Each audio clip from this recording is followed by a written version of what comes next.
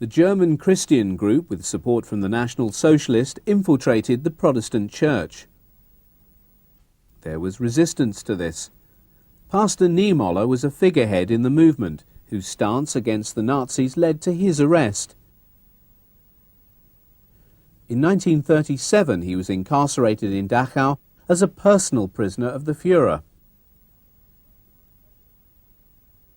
Pastor Niemöller survived the camp and was liberated by the Allies at the end of the war. In spite of the harsh conditions of imprisonment in the camp, some of the clergy still managed to give moral support to their fellow inmates. Prelate Herk was able to give some pastoral care. Und ich bin dann reingegangen und dann war ich etwa so 2 Stunden bei ihm, haben beruhigt, er war verheiratet, hat ein Kind daheim gehabt, einen Buben, mein Gott, und hat mir sein ganzes Leid geklagt und ich habe ihn dann getröstet, er hat gebeichtet, hat die Kommunion empfangen und am nächsten Morgen wurde er zur Hinrichtung geführt auf den Schießplatz der SS. Nicht?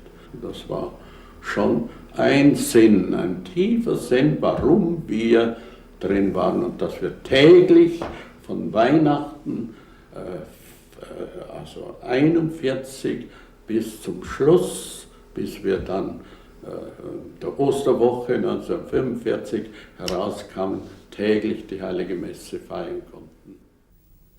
Barbara Dichtel explains how religious practice and social hierarchy were tied up together in the camps. Aber auch unter den Geistlichen gab es eine Hierarchie. Es gab die deutschen und österreichischen Geistlichen, denen es schließlich erlaubt wurde, eine Kapelle einzurichten in einer der Baracken. Es war aber wiederum etwa den polnischen Geistlichen, die weitaus die größte Zahl unter den Geistlichen stellte, verboten, an den Gottesdiensten in dieser Baracke teilzunehmen. Und unter den polnischen Geistlichen gab es auch bei Weitem die meisten Todesfälle. Etwa die Hälfte der 1600 polnischen Geistlichen, die hier im Lager Dachau inhaftiert waren, sind hier ums Leben gekommen. Munich, July the 18th, 1937. The Nazis celebrate the opening of a new German temple of art. Hitler, the would-be painter from the Austrian district of Branau, celebrates a late, if not doubtful, triumph of aesthetics. Mediocre Nazi paintings were the only exhibits to be seen in the gallery. This banal blood and earth art was expected to deliver to the German people total belief in their Aryan roots. Previously, 600 classical paintings had been removed because they were declared to be not art. Taking place at the same time was a festival depicting 2,000 years of German culture. The arrogant superiority of the Germanic master race was put on show. What was now a popular spectacle would soon become a cruel reality. 75 miles southeast of Munich lies Berchtesgaden, Hitler's mountain retreat, nestling 1,700 feet up in the Alps. In this mountain fortress the Führer withdrew with Eva Braun and his closest followers, protected by his Leibstandarte SS bodyguard. Dignities that Hitler wanted to overwhelm and impress were received here. In February 1938 he met the Austrian Federal Chancellor Kurt Schuschnigg. Hitler forced an agreement on him that would allow Nazi activity to freely flourish in Austria. This culminated on the 12th of March 1938 with the German army marching into and annexing Austria. There was little protest from the Western nations. Als Führer und Kanzler der deutschen Nation und des Reichs bilde ich vor der deutschen Geschichte nunmehr den Eintritt meiner Heimat in das Deutsche Reich.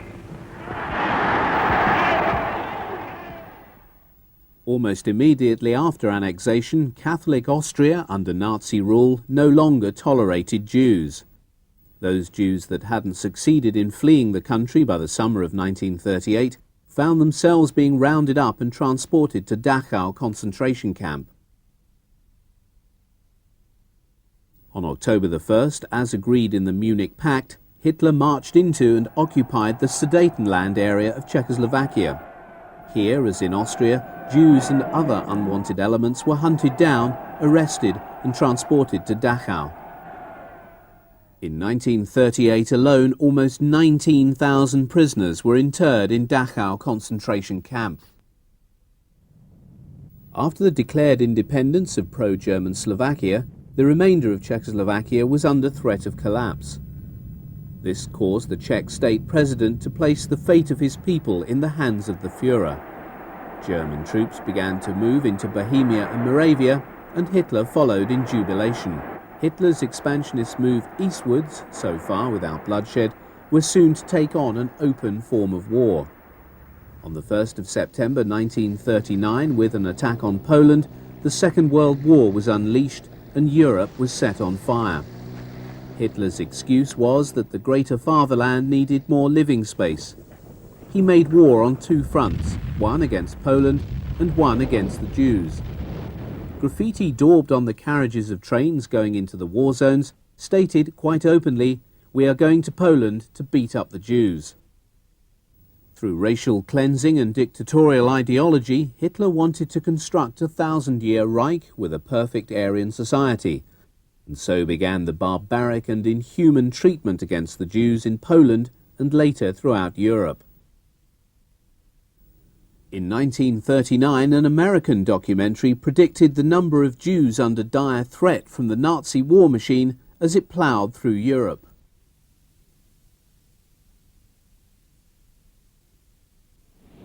On the 9th of April 1940, German forces invaded Denmark and Norway. This was to safeguard their import of iron ore from neutral Sweden, which was absolutely vital for the German armament programme. The battle continued on against the Allies into May. As defences were falling away, the steady progress of the German army was leading them towards the Low Countries.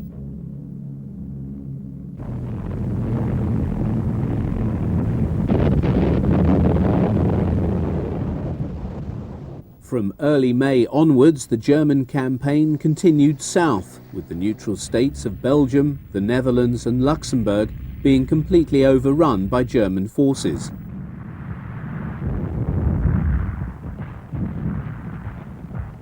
Rotterdam and other major cities were left in flames.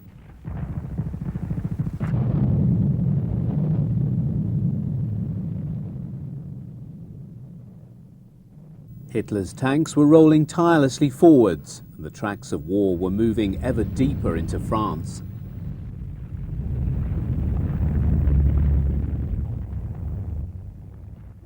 On the 21st of June 1940, France surrendered and German troops marched triumphantly through the deserted streets of Paris. More and more prisoners were being rounded up and transported to the concentration camps in Germany. This raised the number of inmates interred in Dachau since the start of the war to almost 23,000. In the spring of 1941, Hungary, Romania and Bulgaria entered a pact with Germany and Italy. Yugoslavia and Greece put up a fight, but were eventually conquered and occupied. On the Balkan front, the Germans were at their most zealous, organising deportations and committing mass killings.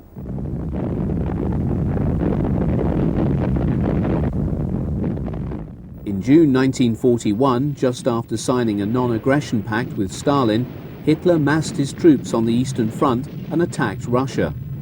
Alongside the economic and military considerations, it was above all the race consideration that played the decisive part in his strategy.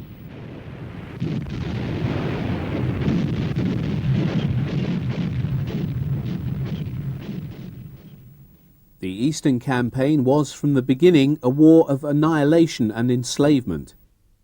The elimination of the Jews was the German aim.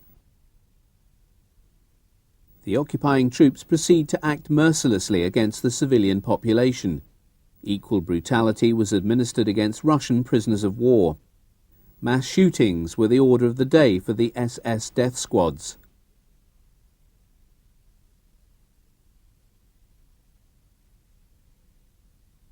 Whole villages were destroyed. The male population was rounded up and shot. The women folk and their children were sent to the concentration camps. Those captives deemed fit and suitable for slave labour were sent to transit camps. Himmler is seen here visiting such a camp in Minsk. Tens of thousands of Russian prisoners of war were sent to Dachau.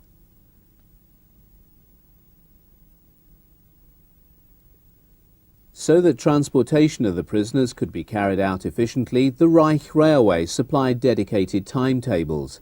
The death trains were nothing more than old cattle trucks with bare rotting boards. High up was a small air vent covered with barbed wire. There were no seats. Prisoners stood up, crammed one against the other. The deportations were all the same. This scene of a Dutch assembly camp in Westerbork is the only known movie footage taken of a deportation.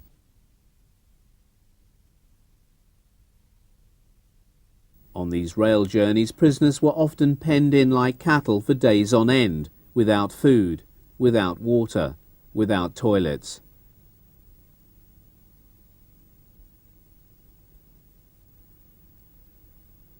Many of them died before reaching the camps.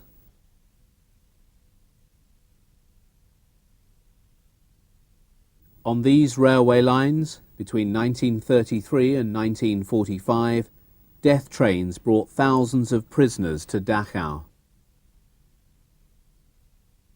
By war's end, there were almost 250,000 prisoners registered in Dachau, and this figure doesn't include the thousands of Russian POWs that were selected for mass shootings. From the beginning of the war, with the enormous intake of prisoners, the structures and functions of the camps changed. The SS hierarchy recognized that there was a lucrative business to be made by selling the services of prisoners as slave labor to armament factories and private firms. This system was developed by SS leader Pohl. At Dachau there were 197 outside camps, mostly involved with the munitions industry. From these prisoners' deployment documents, it emerges that renowned German companies tapped into this workforce. BMW, Dornier and Messerschmitt were known to have employed slave labour direct from the camps. While these companies and the SS profited financially from this arrangement, for the slave labourers it was extermination through work. A film, The Eternal Jew, released by the Nazi Party, was intended to promote even further race hatred against the Jews in Europe. Here we see an extract. Wo Ratten auch auftauchen, tragen sie Vernichtung ins Land, zerstören sie menschliche Güter und Nahrungsmittel. Auf diese Weise verbreiten sie Krankheiten, Pest, Lepra, Typhus, Cholera, Ruhr und so weiter. Sie sind hinterlistig, feige und grausam und treten meist in großen Scharen auf. Sie stellen unter den Tieren das Element der heimtückischen unterirdischen Zerstörung dar. Nicht anders als die Juden unter den Menschen. On January the 20th, 1942, there was a meeting in this villa at Wannsee on the outskirts of Berlin. At Hitler's request, Reinhard Heydrich chaired this meeting of senior SS leaders, and they were here to find an answer to the Jewish question. The proposed plan was to comb Europe from west to east, rounding up all the Jews, a figure Heydrich put at approximately 11 million. They were to be transported to death camps, mostly in the east, the fit ones initially to be used as slave labour until the work killed them, the remainder to be exterminated immediately. The plan was given a title, The Final Solution.